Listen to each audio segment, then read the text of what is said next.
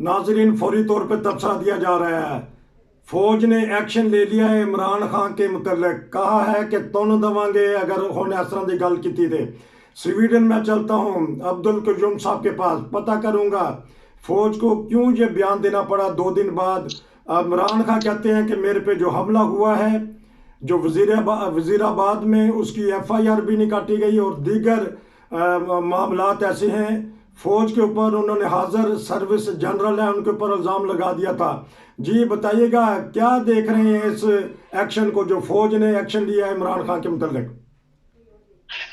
नसीर साहब, बहुत ध्यानदारी के साथ सोचना चाहिए और बात करनी चाहिए और उस बंदे उन बंदों को विजन होनी चाहिए सच्चाई के ऊपर।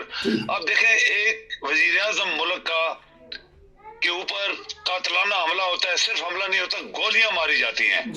और दुनिया में कोई मिसाल ऐसी नहीं है कि एक वजीर आजम के ऊपर गोलियां मारी जाए, उसको कत्ल कर दिया जाए एक किस्म का, और वो अपनी FIR भी दर्ज न करा सके अपने जो उसके जहन में है कि कौन कौन बंदा हो सकता है।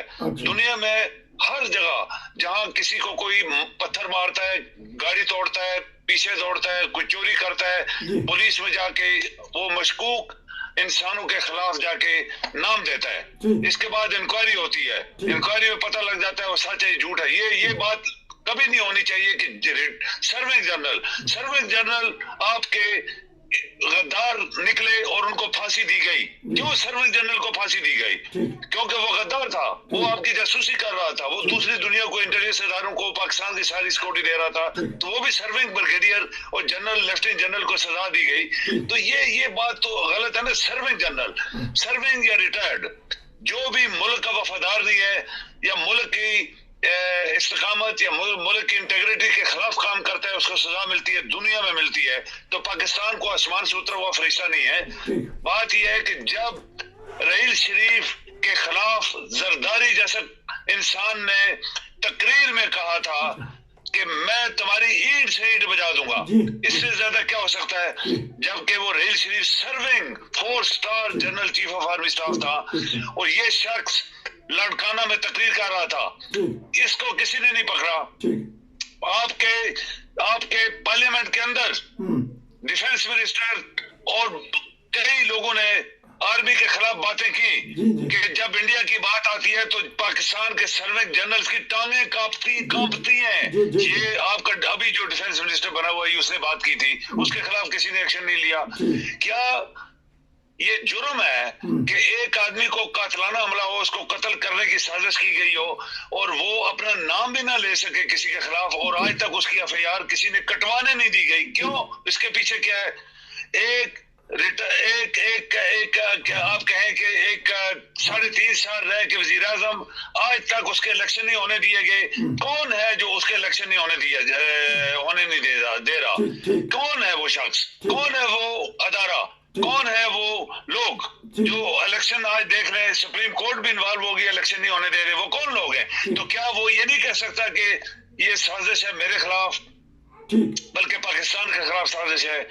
कानून में है कि 90 डेज में इलेक्शन होने चाहिए, आज तक वो इलेक्शन नहीं होने दिए। सुप्रीम कोर्ट अगर उसने एक्शन लिया अपने तौर पे, तो क्या सुप्रीम कोर्ट जो सर्विंग चीफ ऑफ आर्मी, जो serving chief of the supreme court है, चीफ जस्टिस है, आर्मी का जनरल तो ज्यादा इज्जत वाला नहीं है ना, serving chief justice of supreme court of Pakistan, उसके खिलाफ क्या क्या बकवास हुए पार्लियामेंट के अंदर, घटिया से घटिया इंसानों ने बातें की, तो क्या वो जुर्म नहीं है? वो भी तो जुर्म है ना। उसके खिलाफ किसने एक्शन लिया? क्यों चीफ जस्टिस जो है खुद एक्शन लेने वाला, उसने आज तक क्यों नहीं उनके खिलाफ FIR कटवाई और क्यों नहीं उनको बुलाया वहां पे सुप्रीम कोर्ट के अंदर? ये सब चीजें हैं जो बहुत सारी, नसीर साहब, लोगों को काउंट करनी चाहिए, लोगों को सोचना चाहिए, लोगों को देखना चाहिए कि पाकिस्तान के अंदर क्या क्या हुआ और किसी ने एक्शन नहीं लिया। लेकिन अगर एक एक्स वजीर आजम, जिसको कोई भी नहीं कहता एक्स वजीर आजम, आप देखें हैरान होंगे आप, ये बात मेरी बात नोट करें, आप जब भी किसी पुराने वजीर आजम का नाम लिया जाता है, कहते नवाज शरीफ जैसे बंदे को कहते हैं एक्स वजीर आजम, वो जिलानी जो है उसको कहते हैं एक्स वजीर आजम। जब इमरान का नाम आता है इसको एक्स वजीर आजम नहीं कहते। क्यों? वो भी तो 3.5 साल वजीर आजम रहा है। तो ये नसीर साहब, ये 2 नंबर ठीक, मैं और एक सवाल कर लूं मैं, और एक वो शख्स देखा ये पॉपुलर हो रहा है, ये कल उन लोगों के खिलाफ एक्शन ले सकता है। तो इस तरह के प्रोपेगेंडा करके उसको डाउनग्रेड, उसके मोरल को डाउनग्रेड करना और लोगों को बेवकूफ बनाना, ये मेरे ख्याल में जो पढ़े लिखे लोगों को वो एक्सेप्ट नहीं करने वाले। बिल्कुल बिल्कुल, मैं एक सवाल कर लूं क्योंकि ये इस बात की तायद है, पार्लियामेंट में एजाज सादक जो स्पीकर है उन्होंने भी कहा था कि जब इंडिया के जो जहाज थे जब गिराए गए उस वक्त जंग होने लगी थी, तो उन्होंने नाम लेके जनरल बाजवा का कहा था, वो डर गए हैं, उनकी कांपें जो टांगें कांपती हैं। अच्छा, एक हाजिर वजीर आजम जुल्फकार अली भट्टो, अगर उसके खिलाफ FIR दर्ज हो सकती है तो क्या वजह है किसी जनरल के खिलाफ FIR क्यों नहीं दर्ज हो सकती? ये लोग सवाल पैदा कर रहे हैं, जी बताइएगा।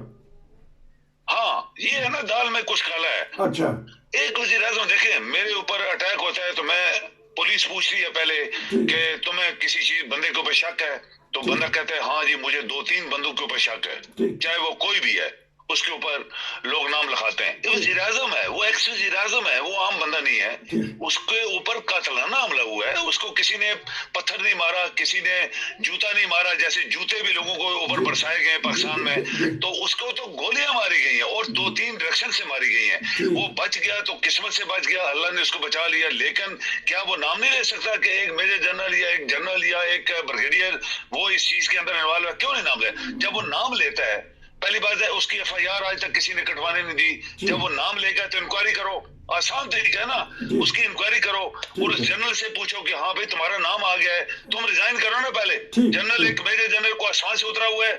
जब 4 स्टार जनरल्स को, रईस शरीफ को जरदारी ने तुम्हारी ईद से ईद बजाऊंगा, उसने नाम लेके बताया था, तुम्हारी ईद से ईद बजा दूंगा, तो किसी ने इंक्वायरी नहीं करी, किसी ने उसको पकड़ा नहीं, किसी ने उसको जेल में नहीं भेजा, किसी ने FIR नहीं दर्ज कराई। तो अगर एक एक्स वजीर आजम एक मेजर जनरल का नाम लेता है तो तरीका तो ये है कि वो अदारा उस मेजर जनरल को बोले तुम रिजाइन करो और तुम्हारे खिलाफ ये इतना बड़ा इल्जाम आ गया है, तुम इधर इंक्वायरी में जवाब दो, क्या तुम इस साजिश में शामिल था?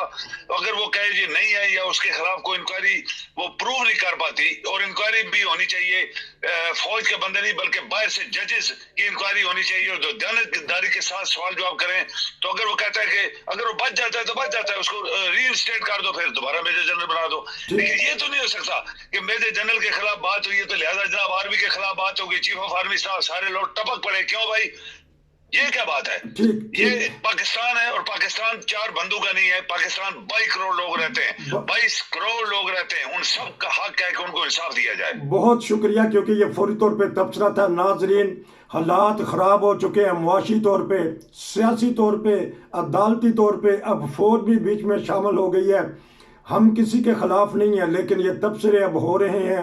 आने वाले हालात जो पाकिस्तान के लिए मुश्किलात खड़ी कर रहे हैं, सरहदें भी गैर महफूज हैं, आए दिन दहशत गर्दी हो रही है, हमारी पाक फ़ौज के जवान शहादतें भी दे रहे हैं।